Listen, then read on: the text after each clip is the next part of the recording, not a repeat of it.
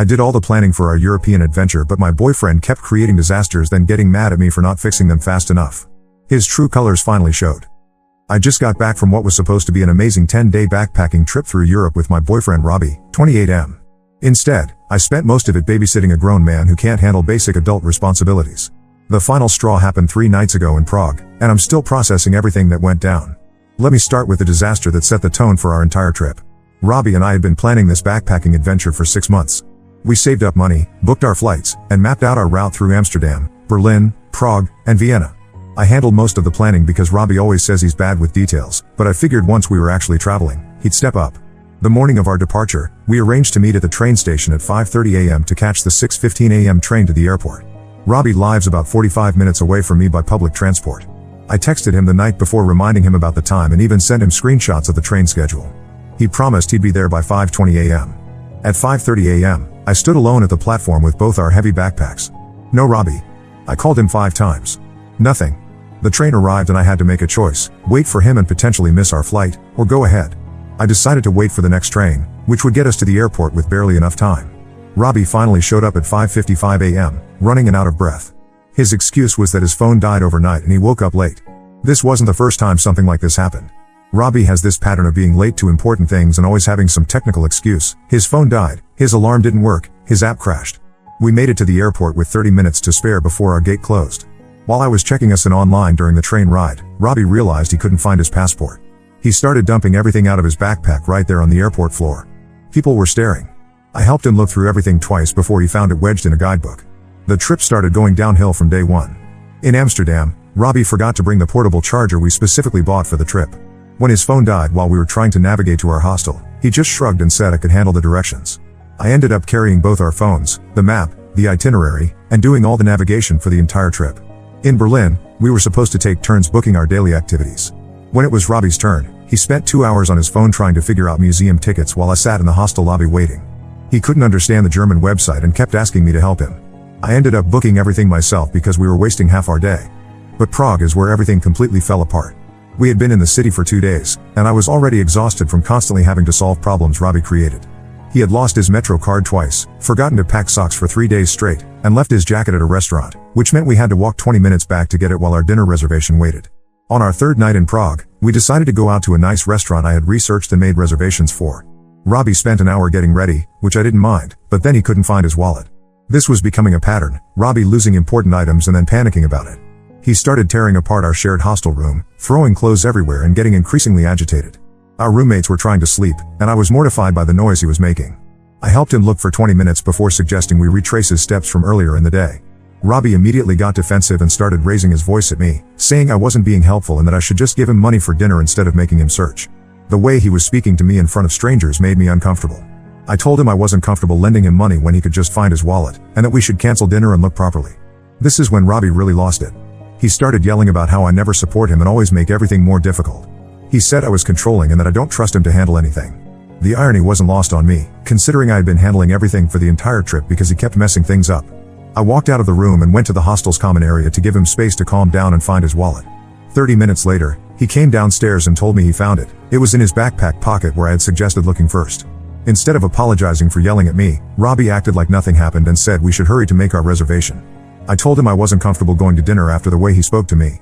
This started another argument where he accused me of holding grudges and being dramatic. The next day, we were supposed to do a walking tour together. I woke up early and got ready, but Robbie was still sleeping at 9 a.m. when the tour started at 10 a.m. I tried to wake him up gently, but he got irritated and said he needed more sleep. I ended up going to the tour alone and spent the day exploring Prague by myself. That evening, Robbie was upset that I had gone without him. He said I should have tried harder to wake him up or reschedule the tour. I pointed out that we had talked about this tour for weeks and he knew what time it started. His response was that I know he's not a morning person and I should have planned better. This conversation revealed something that had been building up throughout the trip. Robbie expected me to manage his schedule, his belongings, his responsibilities, and his emotions. When I didn't do these things, he got angry at me instead of taking responsibility for himself. The final incident happened on our last night. We were walking back to the hostel after dinner when Robbie realized he didn't have the key card to our room. The hostel desk had closed for the night, and we were locked out. Robbie immediately started blaming me for not reminding him to bring the key. I had been carrying my own key the entire trip, just like every other adult guest to the hostel. I told Robbie that managing his key card wasn't my responsibility. He got agitated and said I was being unsupportive and that couples should help each other. I told him there's a difference between helping each other and one person carrying all the mental load. I explained that I had been managing everything for the entire trip, the schedules, the navigation, the bookings, the problem solving, while he just followed along and got upset when things went wrong. Robbie's response was that he never asked me to do those things and that I was choosing to be controlling. He said if I didn't want to handle the planning, I should have said something before the trip. This completely missed the point that he wasn't offering to take on any responsibilities himself. We ended up sleeping in the hostel lobby that night because there was no way to get another key until morning. Robbie spent most of the night complaining about how uncomfortable he was, as if it wasn't his fault we were in that situation. The next morning, we flew home separately because Robbie decided to extend his trip by 2 days without discussing it with me first. He texted me from the airport saying he booked a flight to visit his college friend in Munich and would be back later in the week. I'm now back home and have had 3 days to think about everything that happened. Robbie has been texting me asking when we can hang out and talk about planning our next trip together. He seems to think everything that happened was just normal travel stress and that we should move past it. I keep thinking about how I felt more relaxed and enjoyed myself more during the few hours I spent alone in Prague than I did during the entire rest of the trip with Robbie. I didn't have to worry about anyone else's schedule, belongings, or emotional state. I could just focus on experiencing the city. The trip made me realize that this pattern exists in our regular life too, but it was easier to ignore when we weren't together 24/7. Robbie is consistently late to plans we make, forgets important dates, and expects me to remember and manage things for both of us. When I try to talk to him about it, he gets defensive and says I'm being too demanding. I'm not sure if this is something that can be fixed or if it's just who Robbie is. The trip was supposed to be a fun adventure we shared together, but instead it felt like I was traveling with a teenager who needed constant supervision. Update 1. It's been 2 weeks since my original post, and Robbie finally came back from his extended Europe trip.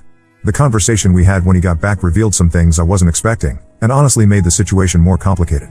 Robbie texted me the day before he flew back, asking if he could come over to talk and bring me souvenirs from Munich. I told him we could meet at a coffee shop instead because I needed some neutral ground for whatever conversation we were going to have. When I saw him at the coffee shop, the first thing he did was give me a detailed rundown of his extra 2 days in Munich. He talked for 15 minutes about the museums he visited, the food he tried, and how great it was to catch up with his college friend Dave. He seemed genuinely excited and relaxed in a way I hadn't seen during our entire Prague trip. I finally interrupted him and said we needed to talk about what happened during our trip. Robbie's expression immediately changed, and he said he was hoping we could just focus on the positive parts and move forward. I told him that wasn't possible for me, and I started explaining how his behavior during the trip had affected me. I talked about the pattern of irresponsibility, the way he handled problems, and how I felt like I was managing everything while he got upset at me for things that were his fault. Robbie listened without interrupting, which was unusual for him. When I finished, he was quiet for a long time. Then he said something I wasn't expecting at all. He told me that his friend Dave had pointed out some things during their 2 days together that made him think differently about our trip. Apparently, Robbie had been telling Dave about our arguments and the problems we had, expecting Dave to take his side. Instead, Dave asked Robbie some direct questions about the specifics of what happened. When Robbie described losing his wallet and getting upset at me for not helping enough, Dave asked him why finding his own wallet was my responsibility. When Robbie talked about sleeping in the lobby because he forgot the key card, Dave asked him why he expected me to remind him to bring something that was his. Robbie said that hearing these questions from Dave made him realize that maybe his perspective on our trip wasn't accurate. He admitted that he had been thinking of me as unsupportive, but Dave helped him understand that I had actually been doing more than my share of work. This was the first time Robbie had ever acknowledged that there might be an imbalance in how we handle responsibilities. I was honestly surprised to hear him say it. But then Robbie said something that made me realize we might have bigger problems than I thought. He told me that Dave had suggested Robbie might be happier with someone who enjoys taking care of details and managing things, because that's obviously something I'm good at and seem to like doing. I stopped him right there and asked what he meant by that. Robbie explained that Dave pointed out how I always seem to have everything organized and under control, so maybe I actually prefer being the one who handles planning and logistics. He said maybe we're just naturally suited for different roles in the relationship. I told Robbie that just because I'm capable of handling these things doesn't mean I want to be solely responsible for them. I explained that I take care of details because when I don't, things fall apart, like what happened throughout our entire trip. Robbie seemed confused by this. He said he always thought I enjoyed planning because I'm so good at it and I always seem to have opinions about how things should be done. He genuinely seemed to believe that I had been choosing to take on all these responsibilities because I wanted control. I asked him to think about what would happen if I just stopped doing all the planning and organizing. Robbie was quiet for a while, then admitted that he probably wouldn't pick up those tasks on his own. He said he's always been bad at that stuff and usually just waits for someone else to handle it. This conversation was revealing, but not in a good way. Robbie wasn't maliciously expecting me to manage everything. He genuinely didn't understand that these tasks needed to be done by someone, and that it was unfair for that someone to always be me. I realized that Robbie had gone through his entire adult life having other people handle logistics for him. In college, he lived in dorms where meals and housing were managed by the school. After college, he lived with roommates who took care of household management. At work, he has assistants and project managers who handle scheduling and coordination. Robbie had never actually been in a situation where he was solely responsible for managing his own life, let alone sharing that responsibility with a partner. When I explained this to him, Robbie got defensive again. He said he's perfectly capable of taking care of himself and that he had managed fine during his 2 extra days in Munich. I asked him for specifics about how he handled those 2 days. It turned out that Dave had planned their entire itinerary, made all the restaurant reservations, and handled the logistics of getting around the city. Robbie had just followed Dave's lead, exactly like he had followed mine during our trip. I pointed this out to Robbie, and he got quiet again. Then he said something that really bothered me.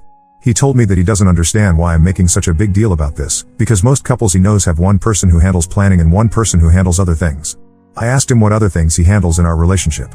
Robbie mentioned that he pays for dinners when we go out, carries heavy things for me, and fixes technical problems with my computer. The problem is, I never asked him to pay for all our dinners. He just started doing that early in our relationship and never discussed splitting costs with me. I'm perfectly capable of carrying my own things and would prefer to do so. And the technical problems he fixes are usually issues with software he installed on my computer in the first place. So Robbie was comparing major life management tasks, planning trips, remembering important dates, coordinating schedules, solving problems when they arise, with occasional favors that I didn't ask for and don't particularly need. I tried to explain the difference between these things, but Robbie seemed to think I was being unfair and nitpicky. He said relationships require compromise and that maybe I need to accept that we have different strengths. The conversation ended with both of us frustrated. Robbie said he felt like nothing he did was good enough for me, and I told him that I needed him to start taking responsibility for basic adult tasks, not be good enough at things I was already handling myself. We haven't talked since that coffee shop meeting. Robbie has been texting me occasionally with random updates about his day, as if we didn't have that conversation at all. He seems to be waiting for me to get over it and go back to how things were before. But I keep thinking about something Dave apparently said to Robbie.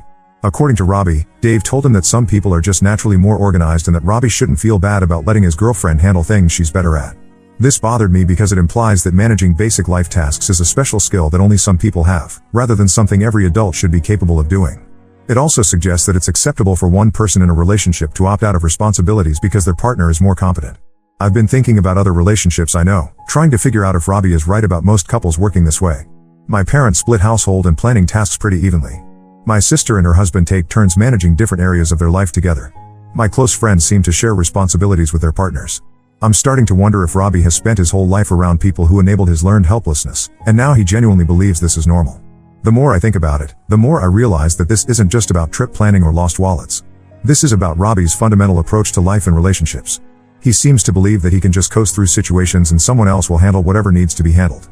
I don't know if this is something that can change, or if Robbie even wants it to change. Based on our conversation, he seems pretty comfortable with the current arrangement and doesn't understand why I'm not. Update 2. It's been a month since my last update, and I just found out that Robbie has been telling his friends and family a completely different story about what happened during our Europe trip. This discovery has made me realize that we have much bigger problems than I originally thought. Last weekend, I ran into Robbie's sister Jenny at the grocery store. Jenny and I have always gotten along well, and she seemed genuinely concerned when she saw me. She asked how I was doing after what she called my panic attack in Prague. I had no idea what she was talking about. Jenny seemed surprised by my confusion and said that Robbie had told their whole family about how I had some kind of breakdown during the trip and became controlling and demanding. According to Robbie's version, I had gotten overwhelmed by travel stress and started micromanaging everything he did. Jenny said Robbie told them that I got upset with him for small mistakes like forgetting his room key, and that I refused to let him make any decisions about our itinerary. She said Robbie described me as being anxious and snappy throughout the trip, and that he had tried his best to be patient with me. I was completely shocked. This was not what happened at all. I told Jenny some of the actual events from our trip, Robbie being late to meet me at the train station, losing his wallet and yelling at me about it, forgetting the room key and then blaming me for not reminding him to bring it. Jenny looked confused and said that wasn't how Robbie had described any of those situations. According to him, I had gotten angry at him for being a few minutes late to the station, I had refused to help him look for his wallet when he was stressed about losing it, and I had made a big scene about the room key situation instead of just helping him solve the problem. I realized that Robbie had taken every situation where his irresponsibility created a problem and retold it as me being unreasonable about minor issues. He had completely reframed his behavior and my responses to make himself look like the patient, understanding partner dealing with an overly demanding girlfriend. Jenny could see how upset I was getting, and she told me that the family had been worried about me based on Robbie's stories. His parents had apparently been discussing whether they should reach out to me to offer support, because Robbie had made it sound like I was struggling with anxiety or some other issue. After talking to Jenny, I called my friend Lisa who had helped me plan parts of the Europe trip. I told her what Robbie had been saying about me, and Lisa got angry on my behalf. She reminded me of all the work I had put into planning the trip and how excited I had been about it beforehand. Lisa also told me something interesting. She said that a few weeks ago, she had run into Robbie's friend Dave at a bar. Dave had mentioned that Robbie seemed much happier and more relaxed during his extra days in Munich, and that maybe Robbie and I weren't compatible for traveling together. This bothered me because it suggested that Dave, who had supposedly helped Robbie understand his behavior during our trip, was actually reinforcing the idea that I was the problem.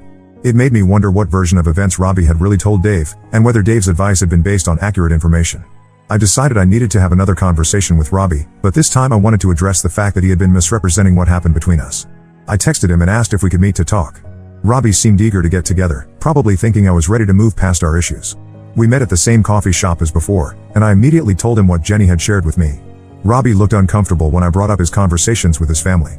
He said he had just been processing the trip with people who care about him, and that maybe his family had misunderstood some of what he said. I asked him to walk me through exactly what he had told them about specific incidents. When I brought up the room key situation, Robbie said he had told his family that we got locked out and I had gotten upset about it instead of just helping him figure out a solution. I pointed out that this wasn't what happened. I explained that he had immediately blamed me for not reminding him to bring his key, and that I had told him managing his belongings wasn't my responsibility. I said that I hadn't refused to help solve the problem. I had helped him figure out that we needed to sleep in the lobby until morning. Robbie got defensive and said that maybe we remembered the situation differently, but the important thing was how it made him feel in the moment. He said that even if his facts weren't completely accurate, his emotional experience of feeling unsupported was still valid. This response really bothered me. Robbie was essentially saying that it didn't matter if he was telling people things that weren't true, because he felt justified in doing so based on his interpretation of events. I asked him about the wallet situation and how he had described that to his family. Robbie admitted that he had told them I wasn't helpful when he was stressed about losing it, but he said that was how it felt to him at the time. I reminded him that I had spent 20 minutes helping him search the room, that I had suggested retracing his steps, and that he had yelled at me for not being supportive enough. Robbie said he didn't remember yelling, just that he was frustrated and I seemed impatient with him. This pattern continued as we discussed other incidents from the trip. Robbie consistently remembered situations in a way that minimized his responsibility and maximized my unreasonableness. When I corrected his version with specific facts, he would say that maybe we remembered things differently but his feelings about the situation were still valid. I told Robbie that there's a difference between having feelings about a situation and telling other people factually incorrect information about what happened. I said that when he tells his family I had a breakdown or panic attack, he's not just sharing his emotional experience, he's making claims about my mental health and behavior that aren't true. Robbie seemed genuinely surprised that I was upset about this. He said he wasn't trying to make me look bad, he was just talking through his own experience with people he trusts. He said that maybe he hadn't explained the situations perfectly, but he wasn't intentionally lying about anything. I asked Robbie if he understood how his version of events made me look to his family and friends. He was quiet for a while, then said he hadn't really thought about it from my perspective. This was when I realized that Robbie doesn't just have problems with responsibility and accountability, he also has problems with empathy and understanding how his actions affect other people. He had spent weeks telling people a story that made me look unreasonable and unstable, and it had never occurred to him to consider how that might impact me. I told Robbie that I needed him to correct the record with his family and friends. I said he needed to acknowledge that he had misrepresented some of what happened and explain the actual circumstances of our conflicts during the trip. Robbie said he would think about it, but he seemed reluctant. He said that bringing it up again would just make the situation more complicated and that maybe it would be better to just let people form their own opinions going forward. I told him that wasn't acceptable, because people had already formed opinions based on incorrect information he had given them. Robbie said he understood my point, but he didn't want to have awkward conversations with his family about relationship details. The conversation ended with Robbie promising to think about how to handle the situation, but I could tell he didn't really want to do anything about it. He seems to think that correcting his previous statements would be more trouble than it's worth. Since that conversation, I've been thinking a lot about what this reveals about Robbie as a person. He's not just irresponsible and defensive, he's also willing to throw me under the bus to make himself look better, even if he's not doing it consciously. I keep wondering how many other situations Robbie has reframed in his own mind to avoid taking responsibility. If he can convince himself that I was being unreasonable during our trip, what other conflicts has he reinterpreted to make himself the victim? I also can't stop thinking about his family and friends having this completely wrong impression of me. Some of these are people I've known for over a year and had good relationships with. Now they think I'm someone who has anxiety breakdowns and treats Robbie poorly. Robbie still hasn't reached out to correct anything with his family, and I'm starting to realize he probably never will. He seems to prefer the version of events where he's the long-suffering boyfriend dealing with a difficult girlfriend, rather than taking accountability for his own behavior. Final update, it's been 6 weeks since my last update, and I've made the decision to end my relationship with Robbie permanently. What finally pushed me to this point was discovering that his pattern of avoiding responsibility and rewriting history goes much deeper than I initially realized. 2 weeks after our coffee shop conversation, Robbie still hadn't said anything to his family about correcting the false narrative he had given them about our trip. When I brought this up to him over text, he said he was waiting for the right opportunity to bring it up naturally in conversation. I told him that he had created this problem by misrepresenting what happened, and he needed to actively fix it rather than waiting for a convenient moment. Robbie responded by saying I was being demanding again and that he would handle it in his own way and time. This response made it clear that Robbie had no intention of taking responsibility for the false story he had told his family. I realized that if he was willing to let his family continue believing I had mental health issues and treated him poorly, then he didn't respect me enough to be in a relationship with. I decided to end things with Robbie, but before I did, I wanted to understand more about his pattern of behavior. I called his ex-girlfriend Tiffany, who I had met a few times when we all hung out in groups. Tiffany and Robbie had dated for about 8 months, ending about 6 months before Robbie and I got together. Tiffany was initially hesitant to talk about Robbie, but when I explained some of what I had experienced, she opened up about her own relationship with him. What she told me was both validating and alarming. According to Tiffany, Robbie had displayed the same patterns of irresponsibility during their relationship. He was constantly late, forgot important plans, and expected her to manage most of the logistics of their relationship. When Tiffany tried to talk to him about it, Robbie would get defensive and accuse her of being controlling. But what really shocked me was what Tiffany told me about how their relationship ended. Robbie had told me that Tiffany broke up with him because she wanted to focus on her career and wasn't ready for a serious relationship. This made me think that Tiffany was the one who had commitment issues. The truth was completely different. Tiffany had broken up with Robbie because she found out he had been telling his friends and family that she was clingy and needy, when in reality she had been asking him to take on basic relationship responsibilities like planning dates occasionally and remembering important events. Tiffany said that Robbie's version of their relationship made it sound like she was constantly demanding his attention and getting upset when he wanted independence. In reality, she had been frustrated that Robbie never initiated plans, never remembered things that were important to her, and seemed to expect her to manage all aspects of their relationship while he just showed up. When Tiffany confronted Robbie about the things he had been saying about her, his response was similar to what I had experienced. He said that was just how the situation felt to him, and that maybe they remembered things differently. He never acknowledged that he had misrepresented her behavior or took steps to correct what he had told people. Tiffany also told me something that made me realize Robbie's problems might be even more serious than I thought. During their relationship, Robbie had borrowed money from her several times for various emergencies. His car needed repairs, he had unexpected medical bills, his rent was due early one month. Tiffany had lent him the money because she cared about him and wanted to help. But when she asked him to pay her back, Robbie always had reasons why he couldn't do it right away. Eventually, Tiffany realized that Robbie had no intention of paying her back and just expected her to absorb these costs as part of being his girlfriend. When Tiffany broke up with Robbie, he owed her almost $800. She asked him for a payment plan to get the money back, and Robbie told her that he thought the money was a gift, not a loan. He said that people in relationships help each other financially and that asking for it back was petty. Tiffany never got her money back. She said she learned an expensive lesson about Robbie's character and moved on rather than continuing to fight about it. After hearing Tiffany's story, I realized that Robbie had a long-standing pattern of taking advantage of the women he dated and then rewriting history to make himself look like the victim when they got tired of it. I also realized that Robbie had probably told me a false story about why every previous relationship he had ended. He always made it sound like his ex-girlfriends had issues with commitment or were too demanding, when it seemed more likely that they had gotten fed up with his irresponsible behavior. Armed with this information, I decided to end things with Robbie immediately rather than trying to work through our issues. I sent him a text message explaining that I was ending our relationship because I didn't trust him to be honest about his behavior or take responsibility for his actions.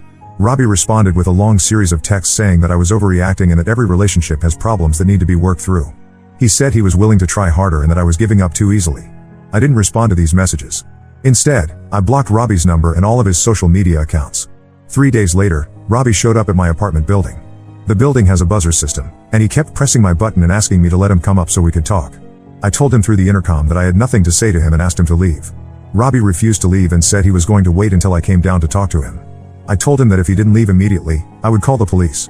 Robbie said I was being dramatic and that he just wanted to have a conversation. I called the police. When the officers arrived, Robbie was still standing outside my building. The police talked to him and explained that he needed to leave and not come back. Robbie told the officers that this was just a misunderstanding between him and his girlfriend, and that we could work it out if I would just talk to him. One of the officers came up to my apartment and spoke with me. I explained that I had broken up with Robbie and asked him to leave me alone, but he was refusing to respect my boundaries. The officer told me that they had explained to Robbie that he couldn't loiter around my building or contact me if I didn't want him to.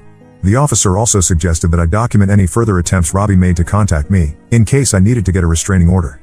After the police incident, I didn't hear from Robbie for about a week. Then I started getting messages from his family members. His sister Jenny texted me asking if we could talk because she was worried about Robbie. His mother called me and left a voicemail saying that Robbie was very upset and she hoped we could work things out. I didn't respond to any of these messages. I realized that Robbie was now using his family to try to get around the boundaries I had set, just like he had used them earlier to spread his false narrative about our trip. A few days later, I got a call from my friend Lisa. She told me that Robbie had contacted her asking for my address because he wanted to send me a letter. Lisa had refused to give him the information, but she was concerned about why he was trying to reach me through mutual friends. This made me realize that Robbie was escalating his attempts to contact me despite being told by police to leave me alone. I decided to be proactive and got a restraining order against him. The process of getting the restraining order required me to document all of Robbie's behavior, the police incident, the family members contacting me, and his attempts to reach me through friends. When I laid out all of these events in writing, it became clear that Robbie was engaging in stalking behavior. The restraining order was granted, and Robbie was served with papers explaining that he couldn't contact me directly or indirectly, couldn't come to my home or workplace, and couldn't ask other people to contact me on his behalf. Since getting the restraining order, I haven't heard anything from or about Robbie. I hope this means he has finally accepted that our relationship is over and moved on. Looking back on everything that happened, I'm grateful that I discovered Robbie's true character before we got more serious or moved in together. I can see now that his problems weren't just about being disorganized or irresponsible. He fundamentally doesn't respect other people or take accountability for his actions. The Europe trip was actually a blessing in disguise because it forced me to see Robbie's behavior clearly instead of making excuses for it. If we had just continued dating casually, I might not have realized how serious his issues were until we were much more involved. I've learned to trust my instincts when someone's behavior doesn't match their words, and to pay attention to patterns rather than isolated incidents. I've also learned the importance of talking to other people who have dealt with someone, because people like Robbie often have a long history of similar behavior that they hide from new partners. I'm focusing on myself now and not interested in dating anyone for a while. I want to make sure I understand why I was willing to make excuses for Robbie's behavior for so long, so I don't end up in a similar situation again. Now let's move to the next story. Story 2. I caught my fiancée cheating with her ex, then she tried to trap me into raising their baby. Now she's suing me for child support. I never thought I'd be in this situation. My life has completely unraveled over the past few months, and I'm still trying to make sense of it all. I guess I should start from the beginning. I'm Miles, 28M, and until recently, I was engaged to Dakota, 27F. We met during our senior year of college at a mutual friend's party. I remember being struck by her infectious laugh and the way her eyes lit up when she talked about her passion for environmental science. We hit it off immediately, bonding over our shared love of hiking and our dreams of traveling the world. After graduation, we both landed jobs in the same city. Dakota started working for an environmental nonprofit, while I began my career in software development. We moved in together after a year of dating, and everything seemed perfect. We complemented each other well. Her spontaneity balanced out my more planned approach to life. We'd spend weekends exploring new hiking trails or trying out eclectic restaurants in the city. Our families got along great too. My parents adored Dakota, always commenting on how she brought out the best in me. Her parents welcomed me with open arms, and I became close with her younger brother, often joining him for basketball games. After 4 years together, I decided to propose. I planned an elaborate hiking trip to the spot where we had our first kiss. I hid the ring in my backpack and got down on one knee at sunset, overlooking the valley. Dakota cried tears of joy and said yes without hesitation. We were on cloud 9, excitedly planning our future together. We set the wedding date for the following summer and dove into planning. Dakota was thrilled, poring over bridal magazines and creating Pinterest boards. I was happy to let her take the lead, content to see her so excited about our big day. Everything seemed perfect until about 3 months ago. Dakota started acting different. At first, I chalked it up to stress from wedding planning. She became moody and distant, constantly glued to her phone. When I'd ask if everything was okay, she'd snap at me or brush off my concerns. I tried to be understanding, thinking maybe she was just overwhelmed with work and wedding stuff. I started planning little surprises to cheer her up, bringing home her favorite takeout or suggesting we take a day off for a hike like we used to. But nothing seemed to help. Then she started going out more without me, claiming girls' nights or work events. I didn't think much of it at first. We'd always maintained our own social lives. But the frequency increased, and she'd come home late smelling of alcohol. One night, she didn't come home at all. She texted saying she was crashing at a friend's place after having too much to drink. I offered to pick her up, but she insisted she was fine. Something about the whole situation felt off, but I tried to push my doubts aside. A week later, I came home early from work, hoping to surprise Dakota with dinner. Instead, I was the one who got a surprise. I walked into our bedroom to find Dakota in bed with another man. My world shattered in that moment. The guy scrambled to get dressed while Dakota burst into tears, begging me to let her explain. As if there was any explanation that could make this okay. I was in such shock that I could barely speak. I just turned around and walked out, ignoring Dakota's pleas for me to come back. I drove around aimlessly for hours, trying to process what I'd just seen. How could Dakota do this to me? To us? We were supposed to get married in a few months, and now everything was ruined. When I finally returned home, Dakota was waiting for me. Through her tears, she confessed that the guy was Chris, 28M, her ex-boyfriend from high school. Apparently, they'd reconnected on social media a few months back and started an affair. I felt like I was going to be sick. All those nights she was out with friends or working late, she'd been with him. The woman I thought I knew, the one I was ready to spend my life with, had betrayed me in the worst way possible. Dakota begged me not to leave, saying it was a mistake and didn't mean anything. She swore up and down that she loved me and wanted to make it work. But I couldn't even look at her. I packed a bag and went to stay with my brother, needing space to process everything. For the next week, Dakota bombarded me with calls and texts. She oscillated between apologizing profusely and getting angry at me for not responding. I ignored most of it, still too hurt and confused to deal with her. Finally, after a week apart, I agreed to meet up to talk. I thought I was ready to hear her out, maybe even consider working things out. But then she dropped another bombshell. She was pregnant. And she wasn't sure if the baby was mine or Chris's. I felt like I'd been punched in the gut all over again. Not only had Dakota cheated, but now there was a child involved that might not even be mine. She swore up and down that she wanted to make things work with me, that Chris meant nothing to her. She even suggested we raise the baby together regardless of paternity. I was furious. How could she expect me to just forgive her betrayal and raise another man's child? I told her there was no way I could stay with her after what she'd done. I needed a paternity test as soon as possible. Dakota didn't take my reaction well. She accused me of abandoning her when she needed me most. She said if I really loved her, I'd stand by her no matter what. But I couldn't get past the lying and cheating. I told her we were done for good. The next few weeks were hell. Dakota refused to leave me alone, constantly calling, texting, and showing up at my work and apartment. She told all our friends and family that I'd left her while she was pregnant. She conveniently left out the part about cheating with her ex. I tried to keep my distance and focus on healing, but Dakota made it impossible. She'd alternate between crying and begging me to take her back, and angrily accusing me of ruining her life. It was emotional blackmail and I was at my wit's end. Our friends were split. Some understood my position and supported me, while others thought I was being cruel for abandoning Dakota during her pregnancy. It was exhausting trying to defend myself and explain the situation over and over. Work became a struggle too. I couldn't focus, my performance was slipping, and my boss was starting to notice. I was barely sleeping, constantly stressed about when Dakota would pop up next or what new rumor she'd spread about me. Finally, after what felt like an eternity, the results of the paternity test came back. I wasn't the father, Chris was. I felt a mix of relief and sadness. While I was glad I wasn't tied to Dakota for life, it was still painful to have my suspicions confirmed. I thought that would be the end of it. Dakota knew for certain the baby wasn't mine, so surely she'd leave me alone now. I was wrong. She showed up at my apartment in tears, saying Chris wanted nothing to do with the baby. She begged me to reconsider and help her raise the child, insisting I'd be a better father than Chris. I was stunned by her audacity. After everything she'd put me through, she still expected me to clean up her mess. I refused and told her to leave me alone for good. Dakota didn't take it well. She screamed at me, calling me selfish and saying I'd regret abandoning her and the baby. That was the last straw. I knew I needed to take legal action to protect myself. I contacted a lawyer and filed for a restraining order against Dakota. The judge granted it given her pattern of harassment. It's been a month since then and things have finally calmed down. Dakota can no longer contact me or come near my home and work. I've blocked her on everything and asked friends and family not to pass along any messages from her. I'm still reeling from everything that's happened. The future I thought I had with Dakota is gone. I'm trying to focus on healing and moving forward, but some days are harder than others. I know I made the right choice in leaving, but part of me still hurts over the betrayal and loss. I guess I'm looking for advice on how to fully move on from this mess. How do I trust again after being so blindsided? And how do I deal with the guilt Dakota tried to put on me about the baby? Any words of wisdom would be appreciated. Update 1. It's been about 2 months since my last post, and unfortunately, things have only gotten more complicated. I really thought getting the restraining order would be the end of it, but Dakota has found new ways to try and manipulate me. A few weeks ago, I started getting calls from mutual friends saying Dakota had been telling everyone that I was the one who cheated on her. She was spinning this whole story about how I'd had a long-term affair and left her when she got pregnant. It was infuriating to hear how she was twisting the truth. I spent days doing damage control, explaining the real situation to anyone who would listen. Most people believed me, especially once I mentioned the paternity test and restraining order. But there were still some who bought into Dakota's lies. I lost a few friendships over it, which stung even though I knew I hadn't done anything wrong. One of the hardest losses was my friend Tom, 29M. We'd been close since college, and he was supposed to be one of my groomsmen. But he'd always had a bit of a crush on Dakota, and he chose to believe her version of events.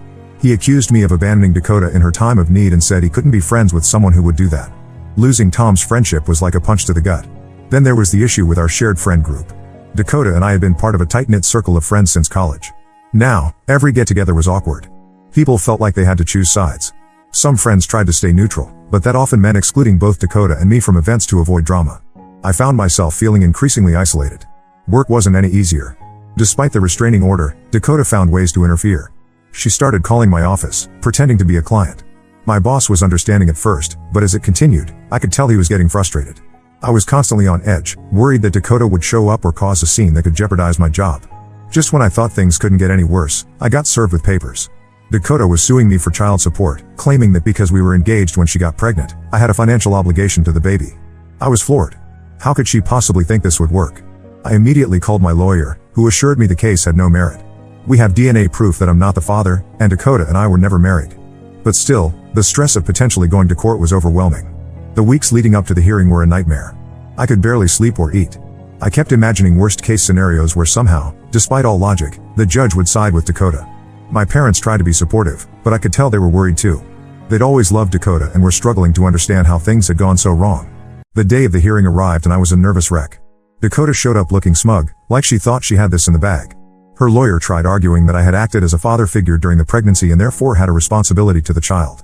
They even brought up old social media posts where I had expressed excitement about becoming a dad. It felt like they were twisting every happy moment we'd shared into something to use against me. I felt sick listening to them paint me as some heartless monster who had abandoned his family. Thankfully, the judge saw right through it. He dismissed the case immediately, telling Dakota there was no legal basis for her claims. I felt such relief walking out of that courtroom. For the first time in months, I felt like I could breathe again. But my relief was short-lived.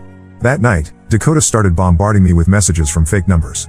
She went on and on about how I'd ruined her life, how she was struggling to make ends meet, how the baby would grow up fatherless because of me.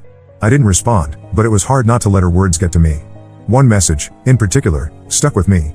Dakota wrote about how she'd had to move back in with her parents because she couldn't afford rent on her own. She described feeling ashamed and scared about raising a baby alone. For a moment, I felt a pang of guilt. But then I reminded myself that this was all a result of her choices, not mine. I'm trying to stay strong and remember that none of this is my fault. Dakota made her choices and now she has to live with the consequences. But there's still a small part of me that feels guilty, even though I know I shouldn't. I'm focusing on myself as much as I can, throwing myself into work, reconnecting with supportive friends, making plans for the future. I've started seeing a therapist to help process everything that's happened. It's been helpful to have someone objective to talk to. But Dakota's shadow still looms over everything. I just want to be free of this mess for good. I'm considering looking for jobs in other cities, thinking a fresh start might be what I need. But part of me worries that running away won't solve anything.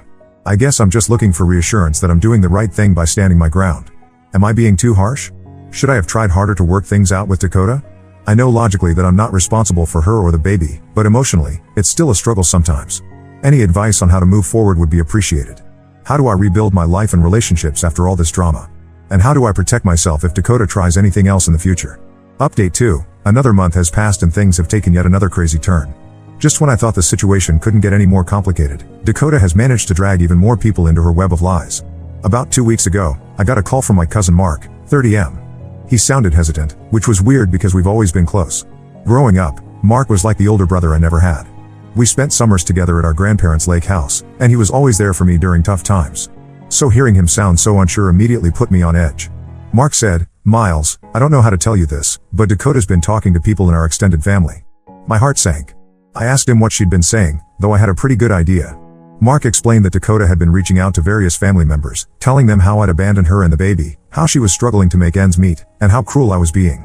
She'd even contacted my grandmother, who's been in poor health lately. The thought of her upsetting my grandma made my blood boil. I was furious. It wasn't enough for her to try and turn our mutual friends against me, now she was going after my family too. Mark said most people were skeptical of her story, especially since they knew about the cheating and the paternity test. But a few of my more distant relatives were buying into it.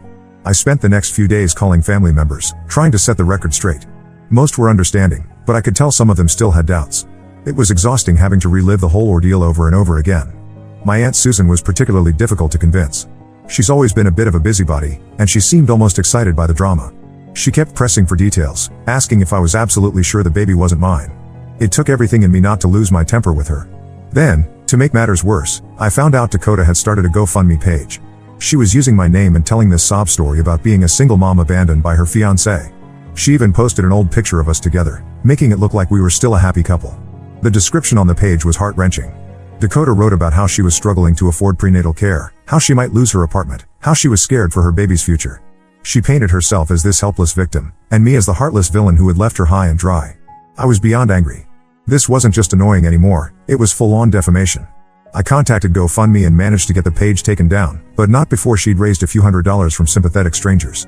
The whole situation was starting to affect my daily life.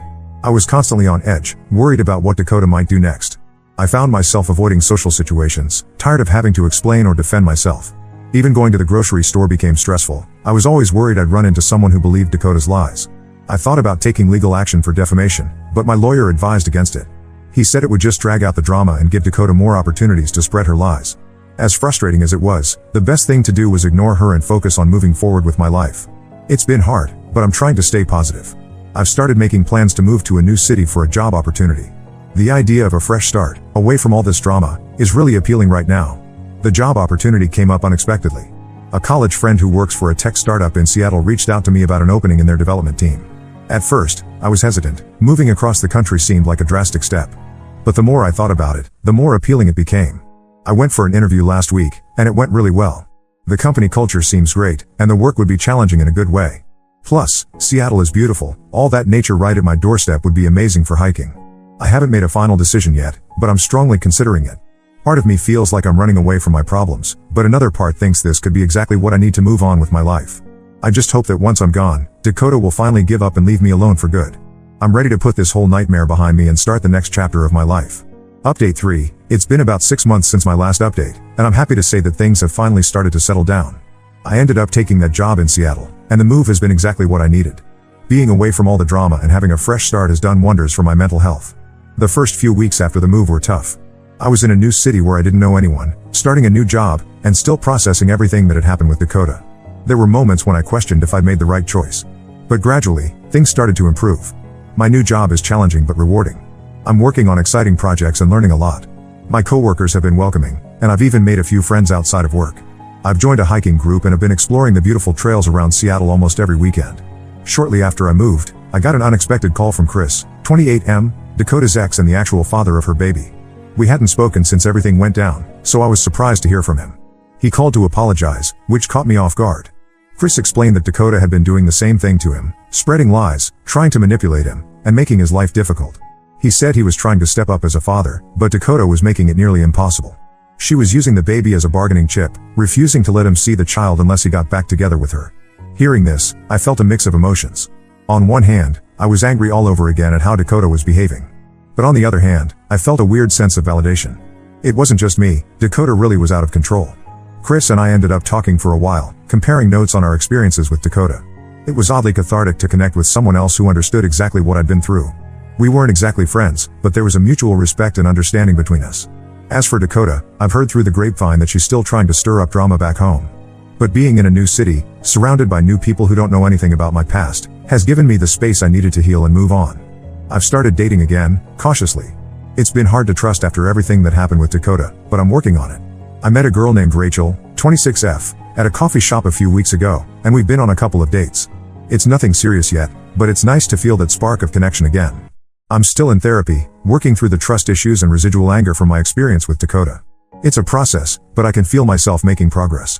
I'm learning to open up again, to not let one bad experience color my view of all relationships.